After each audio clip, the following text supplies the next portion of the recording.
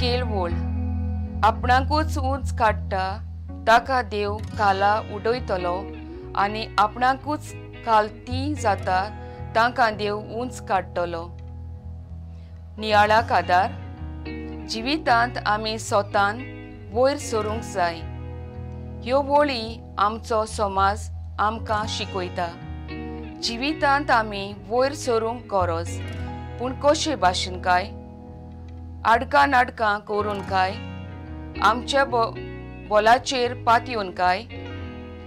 आयच्या पयले वाचपांत आनी शुभ वर्तमानांतल्या नियाळांतल्यान कितें तरी आमचे जिणेक लावंक आमकां मेळटा।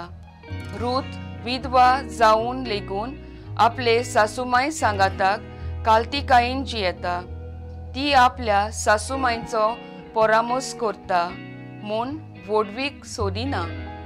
धर्मशास्त्री आनी फारिझेव फकत प्रवचनां करूंक हुशार। जिवीत सोबना रूथ आपल्याक व्हड सुवातो सोदिना। जिवितांत ल्हानविकायेन देवाची शिकवण पाळटा। फारिझेव आनी धर्मशास्त्री समाजांत व्हडल्यो सुवातो सोदताले। रूथ आपलो धर्म आपल्या मोवाळ उतरांनी आनी बरे करण्यां उद्देशी पाळटा।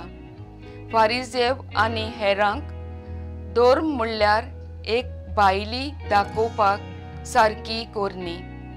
रूथ आपले जिवितांतले दुखाचें वोजें आपुणूच उबारता।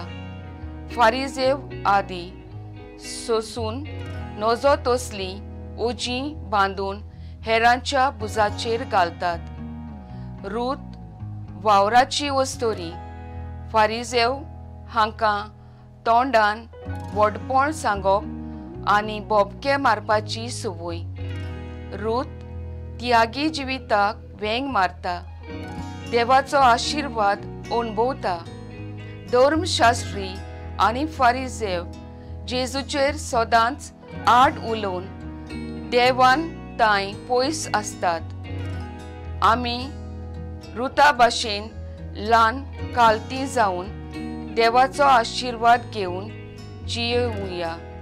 म्हजो थाराव ल्हान कालती जावन देवाचे सेवेंतल्यान देवाचो आशिर्वाद आनी मोग अणभवूंक वावुरतलें।